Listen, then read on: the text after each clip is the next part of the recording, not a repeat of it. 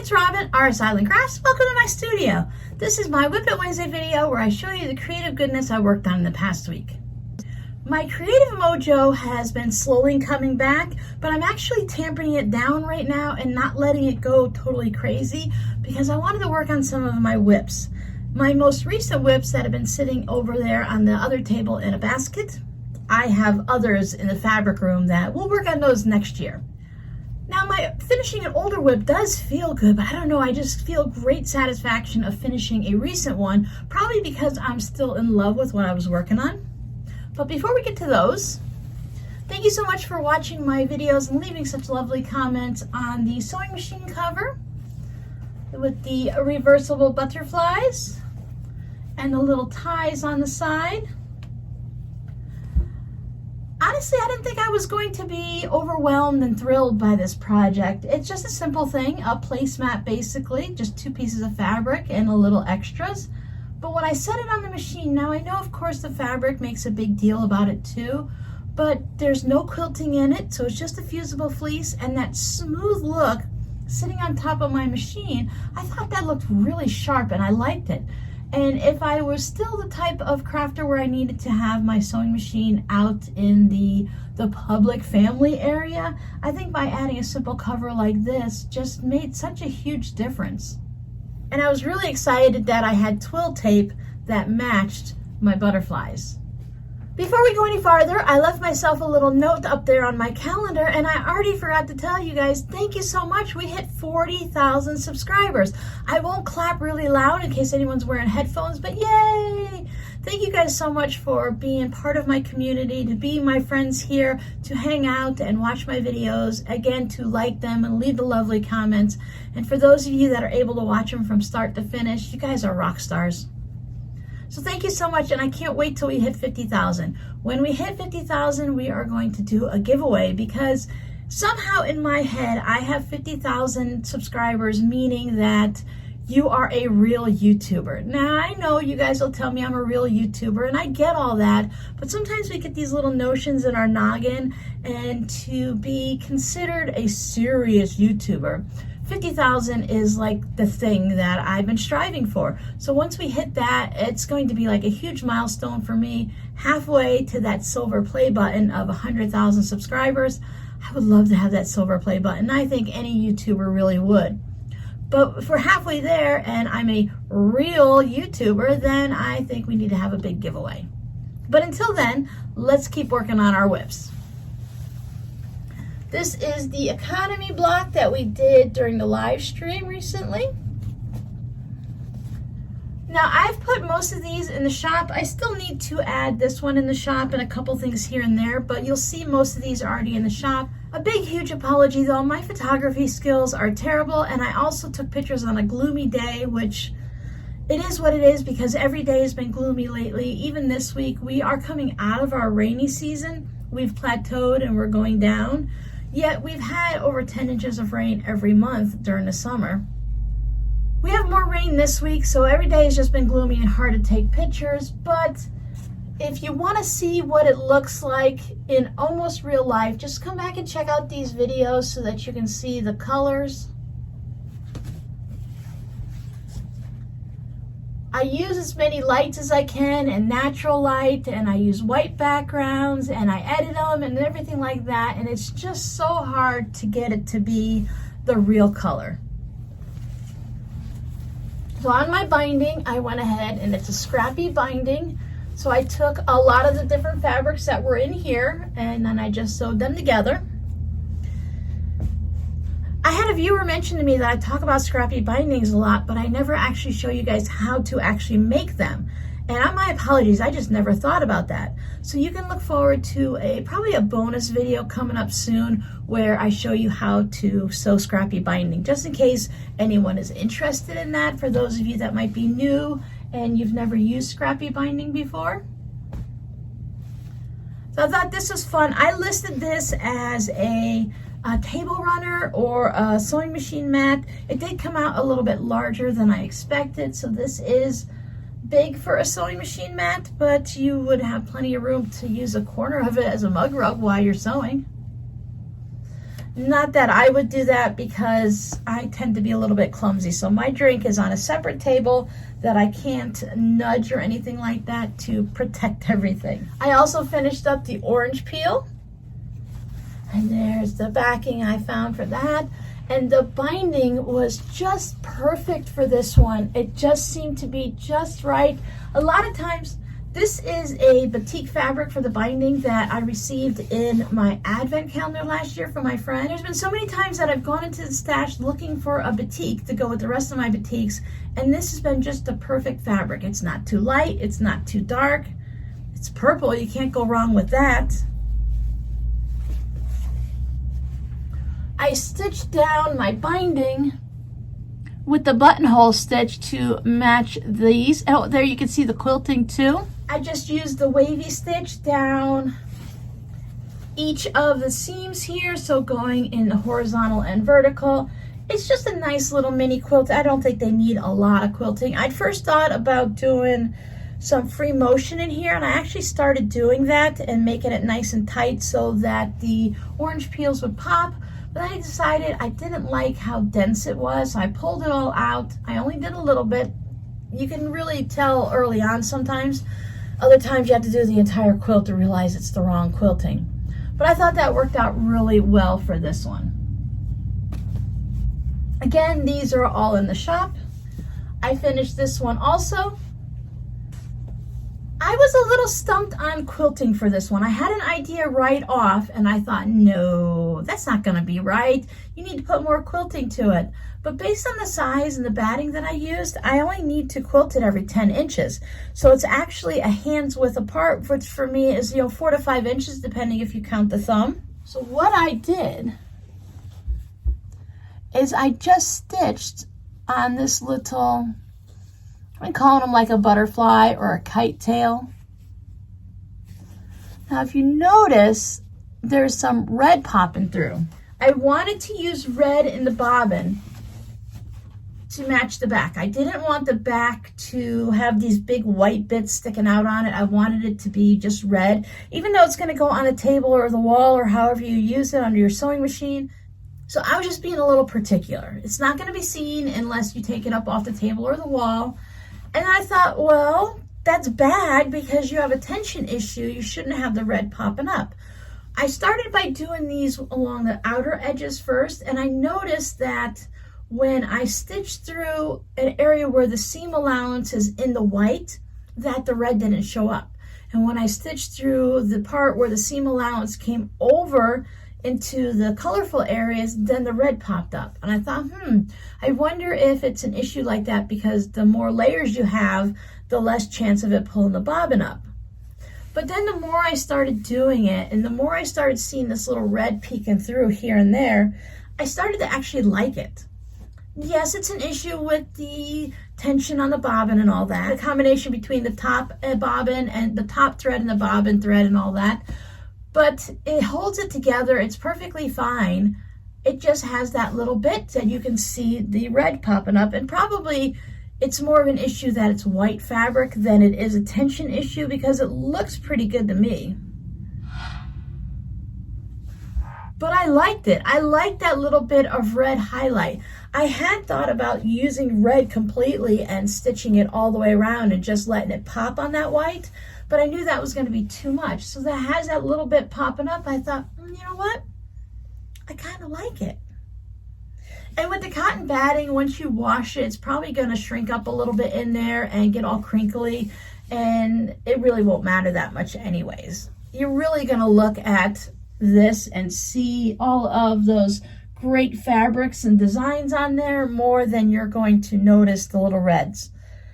So I'm considering it a design element, and I can say that because it's not a mistake. And I said, oh, it's a design element because I knew right away after doing the first 2 or 3 on here that it was going to be a consistent issue, and I continued with it knowing that it was going to look like that. So then it's really an actual design element. Purple binding. This has some swirls. It changes shades and colors, and it has almost a a brassy look to it, like when brass gets that kind of greeny look to it. So it has almost that in certain areas. So I thought it was really kind of a cool fabric. It's all batiks there on the front, batik on the binding, and then just regular fabric for the back. And that's not all. I also finished this one, and I love the way this turned out. I can't say it enough. I love the way this turned out. This design kind of reminded me of an Andy Warhol painting with all the different colors in the background and the same subject on it. So with those blue batik orange peels on there, I really love the way it turned out. This is that purple batik that I've used on the binding on the other ones and stuff, the one that I says works well with everything.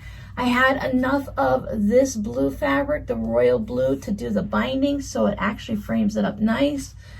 Someone mentioned that while it was sitting on my design board that it looked really good, that it looked like two different projects, one with a white border and one that was regular, and she liked the larger version. So that got me to thinking I need to add a border around it. So I used this light pale blue. It's kind of an aqua-y color, and I thought that would highlight these really nice, and then the dark blue around it just frames it up beautifully. So it doesn't really matter how you put it, but I kind of like it this way. It really doesn't matter. More WIPs. When I was working with my patrons doing the rainbow one, I also did this one. I might have shown this to you. I call it my brown sunflower. It really just looks like the sun coming up on a brown day. But I took the center and I made all of these stitches on the center part there to give it that gridded look that sunflowers have. Crazy about the buttonhole, so I added that on there to stitch it all down. There's no quilting anywhere else. Brown for the binding, brown for the backing. And I thought that was just a cute little mug rug or mini wall hanging. Again, in the shop. I'm not going to keep repeating myself. If you just look in the shop, you'll find all kinds of things updated. I put some zipper pouches in there, so there's a few different things to look at. Please check it out. Down below in the description box is always the link to everything you need. Here's another favorite. So I have two favorites for the week. This and my little Nomi mug rug that I worked on with my patrons. Oh, it is just so adorable. There is a larger version of this on the Sokenshi website, and someone else had shrunk it down from a 12.5-inch block to a 6.5-inch block so that it could be a mug rug. Now, the Nomi mug rug is cute enough as it is, but once I added that striped binding, this is actually a fat quarter from the Dollar Tree. I'm going to be heading up there soon to see if they have any of the Christmas fabrics out. If they do, if I find more of this, I'll probably buy all that they have, because when I say all that they have, there's usually only 20 or 30 fat quarters anyway. So if they have 2 of them or if they have 10 of them, I'm going to buy them because it's printed on the diagonal so that when you use it for the binding, it becomes the candy stripe. And I just love this look. I did the red buffalo plaid for the back, just like his hat. This is one of those projects that looks a little complicated, but it is super easy. It is just flying geese all over the place with some stitch and flips.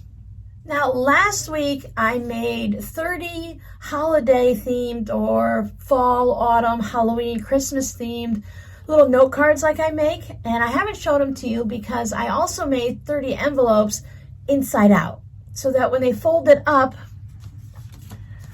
instead of this big part here being on the outside, these 2 end pieces were on the inside, and it just looks really goofy. I'll find a way to use those envelopes for something. Maybe I'll decorate it or something and it'll be okay. But I didn't want it to go for things that I'm going to put in the shop. If I use it personally and send it out that way, then, no big deal. I know what I'm getting. But I always like to make sure that what I sell you is the best that I can get it to be, and I'm not going to sell my oops. And that was a big oops. I looked at it for a few days. I'm like, okay, it's going to be fine. I can use it. It's no big deal. But no. So what I ended up making is I made 10 of the Halloween, 10 of an autumn Thanksgiving, and 10 of a Christmas winter. So there's a variety of them. I haven't put them in the shop yet, but they should be going up by the time you watch this video or sometime this week. With all these storms coming through, there's a lot of thunder and lightning in the afternoon, so I've had to switch up from doing computer work in the morning and sewing in the afternoon to sewing in the morning and finding something non-electrical, non-computerized to do in the afternoon. But what I did is I used one fabric for these because the one fabric, a lot of people love the scrappy, but many times for the holiday cards, they prefer the one fabric. So I did one fabric, and each theme has 10 different fabrics. So here is the Christmas winter theme. Remember, these are blank on the inside with no stitching, and I always put, well, now I always put my little Aris Island and a flamingo on the back. The envelopes have the linings to it. I did the best I could to match up the holidays and the theme and the seasons with it. So there is the Christmas winter. And here is the Thanksgiving autumn. I only have a little bit of this fabric, and I love, love, love, love this fabric. I would put this and just have this hanging on my wall. Put it in a picture frame or put it in a hoop or something like that, or just make a quilt with just this fabric. That's how much I love that fabric. It reminds me of like colored pencils or watercolor, like a little watercolor painting there of the pumpkins. And I love pumpkins, so that's always a big deal. And there is the pumpkins with the truck and the sunflowers that are always popular.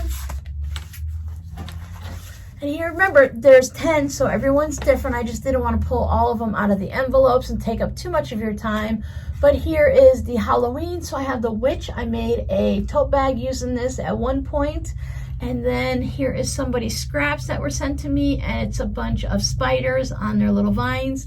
They actually almost look like candies. If you pull it back, those black and orange candies that no one really cares too much for, I think they're like peanut butter taffy or something, and they have the little twists on the end. When you get back here, that's kind of what it reminds me of, but they are just silly little spiders.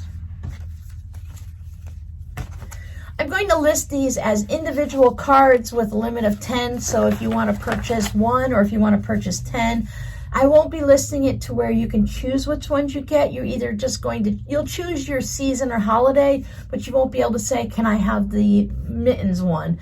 You can message me and see if it's available, and I can send it to you, but there's not going to be a special listing, so you can choose it. So the only thing else I worked on this week, other than my knitting and such at night, these are some applique pieces that I'm working on for some holiday mug rugs. So I spent the rainy part of the day when you can't be doing anything because of the lightning. I just don't take the chance with my machine if I can help it. And it's not like it was lightning that was offshore or in the center of Florida. It was, thunder lightning immediately right above us. So I worked on that. This is actually mug rugs I did a video for several years ago, so I thought I would go ahead and make them again with the new and improved skills that I have as I keep growing over the years. They're no longer free. You have to purchase them from the Red Boot Company. These are from 2016. So if you remember seeing those mug rugs, I will go ahead and link the video down below in the first comment, but that is what they are. I'll link it to my video. And then you can just find this on Etsy under the Red Boot Company, the Red Boot Quilt Company. If I can find it again, I'll link it down below in the description box. But I have Santa, reindeer, snowman, and another Santa type one. So I've been working on that, keeping it all contained. I also took the snowflake design from there, and I thought I would go ahead and make some fabric postcards for the winter Christmas season. I brought out this fun yarn because I wanted to thank you guys. On the last live stream, someone mentioned that Joann's has the fat quarters on sale for $1, $1.25, or $1.50, or whatever they were. I looked online first, and because I didn't even run out to my Joann's because I know how it goes. By the time you guys told me about the sale, my store was wiped out. When you look online, it's like out of stock, out of stock, out of stock in the area in my Fort Myers store. And I know that's not always 100% accurate, but I know when the fat quarters go on sale, people wipe them out. You'll go into the store and where they have them all along the shelves and everything by the fabrics, the bolts of fabrics, you might find 5 or 6 of them, and they're really never anything nice and exciting to purchase. But since you guys mentioned it, my mother watched the video. She was so sweet and she sent me a gift card because she wanted to make sure that I had some fun money for the sale. So while I didn't get any fat quarters, I did purchase this yarn, and I thought I would make a crocheted shawl with this. I'm hoping, since this is the Red Heart Super Saver. I think it's called the Stripes, but I don't see it on here. But either way, I think this might just be the regular Red Heart, and it's called Retro Stripe. And I can, just by looking at these, it looks like the stripes are going to be long enough that for the crochet shawl I have in mind, it should work out really good. I only got 2 because I was limited. I only wanted to spend what was on the gift card and not go into my regular budgeted money, because I never want to spend money for my electric bill on yarn. You know how that goes, right? So I got 2 of these, and even with them on sale, they are pretty expensive now. I haven't bought yarn like this in a long time. When I bought yarn like this, it was $2.50, and now it's almost $6 in my store to buy yarn from Joann's. And this is just Red Heart. This isn't even anything fancy. So I got this, and as I said, for the shawl. Then I ordered boring stuff that I've already put away. I got some more fusible fleece, some more of the lightweight interfacing that I like to use in zipper pouches and tote bags and stuff like that. I bought some white on white fabric. They didn't have my white crackle, so I got the wood grain, so that was a really nice fabric. I love white on white for the inside of bags and stuff. It just makes it so much simpler just to make them all the same. I can't start this crochet shawl right away because I am working on an actual gift for my mother, so I'm not going to say what it is. I don't think she watches all of my videos, but she watches enough that I don't want to spoil a surprise. So once I finish her gift, then I will start working on this. I still have to go and have Robbie try on the socks to make sure they fit and that he likes the way they fit. And then I can start over on the socks. I don't mind ripping it out. They go together so fast with the thicker yarn, the worsted weight yarn. And I need to work on his socks. So I'm always going to have 2 projects going, plus actually knitted dishcloth. So there's always numerous knitting and crochet projects to work on at night. So congratulations to the winners of the fabric postcards from last week's WiP It Wednesday. I did enjoy having just the one video to keep track of to see if anyone had noticed and saw that I commented that they won a fabric postcard. I think almost everyone has told me their mailing address. There might be one more person. I think I did 4 or 5. I let Siri roll a die, and I think she chose 4 people for winners. So I think I received 3 addresses. So you might want to go back to last week's WiP It Wednesday, check your comment to see if you won a fabric postcard. And if you did and you haven't given me your mailing address, go ahead and send it to my RS Island Crafts Gmail, which can always be found down below in the description box. Which leads us to the scrappy word for this video. I don't remember if I was having a conversation with you in my head or I actually mentioned this. Many times, well, all the time when I go to do the scrappy words, I never think about them ahead of time. So I go, the scrappy word for the day is, and then there's this long pause.